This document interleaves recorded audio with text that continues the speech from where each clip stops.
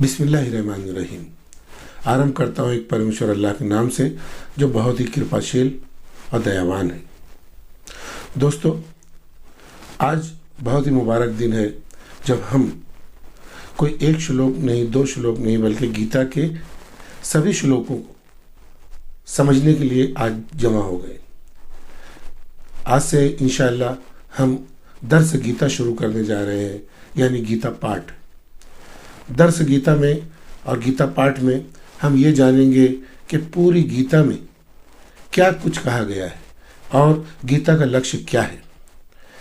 गीता का लक्ष्य क्या है ये समझना हमारे लिए बहुत ही ज़रूरी है, क्योंकि गीता एक ऐसी किताब है जो एक रहस्य है, एक राज है। अच्छे अच्छे ज़हीन लोग, दानिश्वर, बुद्धिमान और विद्वान भी गीता को पढ़ते हुए अक्सर उलझ जाते हैं कि आखिर गीता किस चीज़ की किताब है, गीता का लक्ष्य है क्या और गीता हमसे क्या चाहती है।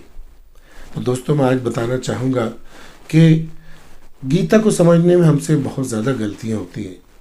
इसी वजह से कुछ लोग कहते हैं कि गीता तो जंग और युद्ध की किताब है। कुछ लोग गीता को हिस्ट्री की किताब समझ लेते हैं और उसका टाइम पीरियड, उसके कैरेक्टर्स कब थे, कैसे थे, उनके नाम क्या थे, इस खोज में लग जाते हैं और उसे हिस्ट्री की किताब समझकर उसकी हिस्टोरिकल ऑथेंटिसिटी के बारे में पूरी ज़िंदगी अपनी बर्बाद कर देते हैं और ये नहीं समझ पाते कि गीता आखिर क्या कहना चाहती है। अगर वो भगवत गीता है, यानी भगवत का मतलब होता है खुदा और गीता का मतलब होता है बयान, वो खुदा का बयान है। हमें ये देखना चाहिए कि उसमें भगवान क्या कह रहे हैं। भगवान के दृष्टिकोण से और खुदा के नज़रिए से हमें गीता को देखना चाहिए, समझना चाहिए। मगर हर इंसान जब गीता उठाता है तो ज़्यादातर लोग ऐसा करते हैं कि बस अपने नज़रिए से गीता को समझना शुरू करते हैं और अपनी राय उसमें ठोस देते हैं, जबकि हमें देखना चाहिए कि आखिर भगवान ने उसे उतारा है, भगवान ने उसे अवतरित किया है, ईश्वर ने, तो उस एक निराकार ईश्वर की क्या मन मर्जी है और उसका लक्ष्य क्या है हमें गीता को देने में। यही दो भूल की वजह से अक्सर गीता जो है उलझाव का सबब बन जाती है। जब मैंने ही इसका अनुवाद शुरू किया तो कई उलमा और पंडित ने कहा कि अरे बहुत पेचीदा किताब है, आप इसके अनुवाद के पीछे क्यों पड़े। जबकि मैंने उसी ईश्वर की तौफीक से, उसी की कृपा से मैं हिम्मत नहीं हारा और मैंने उसको थोड़ा बहुत समझने की कोशिश की। आज भी मैं गीता का स्टूडेंट हूँ। मैं पूरे तौर पर नहीं कह सकता कि गीता बिल्कुल यही कह रही है। इसमें जो हम दिमाग लगाएंगे, गौर फिक्र करेंगे, तो हमें गीता के और नए मानी मतलब समझते जाएंगे। यही बात बिल्कुल कुरान शरीफ की भी है कि वो हर दौर में, हर युग में एक नई समझ इंसान को अता करता है। तो बहुत ज़रूरी है कि हम देखें कि गीता का लक्ष्य क्या है, यानी गीता खुदा के नज़रिए से, खुदा के पॉइंट ऑफ व्यू से क्या कुछ कहती है, ये ज़रूरी है। ना कि हम उसे हिस्ट्री की किताब समझें या उसे ये समझें कि वो कोई बायोलॉजी की किताब है या उसे हम ये समझें कि वो कोई बॉटनी की किताब है या ज्योग्राफी की। नहीं, इसमें बॉटनी, ज्योग्राफी, एनाटॉमी, इंसान की बायोलॉजी सब कुछ मिलेगी, मगर बहुत थोड़ी थोड़ी। असल अगर मैं आपको कहूँ कि गीता जो है वो सिर्फ और सिर्फ योग की किताब है। गीता योग की किताब है। इसको अगर मैं अरबी में कहूँ तो ये समझना चाहिए कि वो ईमान की किताब है।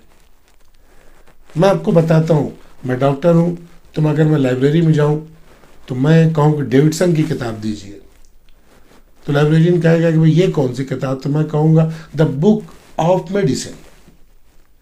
इसी तरीके से अगर मुझे कोई कहे कि गीता को क्या कहा जाए, गीता के टाइटल पर क्या लिखा जाए कि वो किस ज्ञान की किताब है, तो मैं कहूँगा गीता द बुक ऑफ योग। इसी तरीके से बिल्कुल इसके सिमिलर अगर मैं कुरान के ऊपर टाइटल देना चाहूँ अपनी समझ से कि ये किस चीज़ की असल में किताब है, इसका बुनियादी मौजू क्या है, विषय क्या है, तो मैं टाइटल दूंगा कुरान को कि कुरान शरीफ द बुक ऑफ ईमान।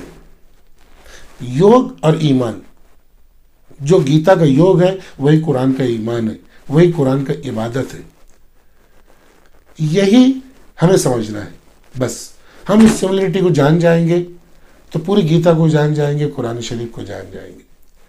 गीता में जो योग है उसका आप अगर अर्थ देखने जाएंगे तो पता चलेगा कि योग का अर्थ है जुड़ना या जोड़ना, यानी टू कांटेक्ट में आ जाना, किसी चीज से जुड़ जाना, किसी चीज से ताल्लुक पैदा हो जाना। तो गीता किस चीज से ताल्लुक पैदा करती है? हर जगह योग इस्तेमाल होगा तो अपनी अलग अलग मीनिंग देगा, मगर जब गीता में योग यूज होगा और कुरान शरीफ में ईमान यूज होगा तो वो अलग तरीके से मीनिंग देगा।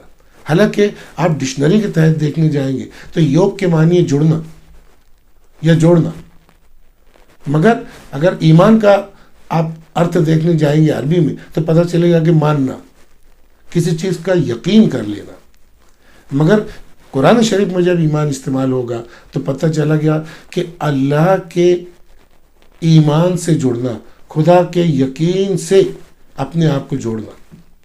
और ऐसे ही नहीं बल्कि गीता ये कहती है कि बुद्धि योगम, यानी अपने दिल और दिमाग को खुदा से जोड़ लेना, अपने दिल दिमाग के जरिए खुदा से जुड़ना। ऐसा नहीं कि हम सिर्फ मुंह से कह रहे हैं कि हाँ मैं परमात्मा को मानता हूं, एक भगवान को मानता हूं, नहीं, बल्कि अपने दिलो दिमाग, अपनी पूरे शूर और अपनी समझ के साथ खुदा का यकीन कर लेना, यही है योग। इसे पूरे तौर पर गीता में कहा गया है बुद्धि योग, यानी अपने दिल और दिमाग को उस एक निराकार परमात्मा से जोड़ लेना। या कुरान के जरिए आप उसकी डेफिनेशन करने जाएंगे तो पता चलेगा कि बुद्धि योग का मतलब होता है कि अपने दिल और दिमाग के यकीन को खुदा से जोड़ लेना। यानी कभी तुम्हारा दिमाग इससे खाली ना हो, तुम्हारी सोच, तुम्हारे विचार जिसमें खुदा मौजूद ना हो, वो एक परमात्मा निराकार कभी तुम्हारी सोच से बाहर ना हो, हमेशा तुम्हारी सोच के अंदर मौजूद रहे, तुम्हारे बातिन में, तुम्हारे अंदर, तुम्हारी अंतरात्मा में हमेशा उस निराकार खुदा की याद पूरे दिल से आप उसको समझें और जानें और उसे अपने दिमाग में बसाए रखें। इसका नाम है बुद्धि योग। योग का सही तर्जुमा क्या होगा? अगर अरबी में हम या उर्दू में कहें तो ये भी कर सकते हैं कि ताल्लुक मा अल्लाह, यानी अल्लाह से अपना ताल्लुक पैदा कर लेना हमेशा। ये उसके बिल्कुल सही तर्जुमा होगा। मगर ईमान भी बिल्कुल वही चीज़ है जो गीता में योग है। अगर हम इस योग और ईमान को मुकम्मल डेफिनेशन करें, दोनों की डेफिनेशन हम मुकम्मल करें, तो मैं ऐसा कहना चाहूँगा कि योग या बुद्धि योग का मतलब होता है कि एक खुदा से, एक भगवान से अपने आप को जोड़ लेना और उसकी योजनाओं से अपने आप को हमेशा जोड़े रखना। ये उसकी मुकम्मल डिफिनेशन होगी। यानी वो भगवान क्या कुछ हमें बताना चाहता है वो सब दिल से मान लेना, उसका यकीन कर लेना, और उसी के साथ साथ उसका क्या मंसूबा है, उसने किस लिए हम सब इंसानों को यहाँ दुनिया में भेजा है और मौत के बाद वो हमें क्या इनाम देने वाला है, इस चीज़ को मुकम्मल तौर पर योग कहेंगे। खुदा का मंसूबा रब्बानी, एक तो खुदा से जुड़ना, एक खुदा के मंसूबे से, उसकी योजना से जुड़ना, ये दोनों चीज़ इंक्लूडिंग योग के अंदर। यानी आप अगर गीता उठाएंगे तो सबसे पहले पता चलेगा कि बुद्धि योग, फिर सांख्य योग, यानी अपने आप को खुदा की किताबों वेदों से भी जोड़ लिखकर उसको जानना, उसका यकीन करना। फिर इसी तरीके से आएगा कर्म योग, यानी तो अपने जितने भी कर्म हैं उसको खुदा के आदेश से जोड़ लेना। जो भी काम करना, उसे अरबी में कहते हैं अमल सौले, जो भी काम करना वो सब प्राणियों की दुरुस्तगी के लिए, सब बेहतर रहें, भगवान ने जिसको जैसे बनाया है उस तरीके से ही रहें, जिएं, अब पूरा अपना जीवन व्यतीत करें। इसको ऐसे कर्म करना कि सब कुछ ठीक रहे उस परमेश्वर के अनुसार, इसे कहते हैं कर्म योग, यानी अपने अमाल को, अपने अमाल सालिहा को खुदा के हुक्म से जोड़ देना। इसी तरीके से योग अलग अलग किस्म का है जो गीता में बताया गया।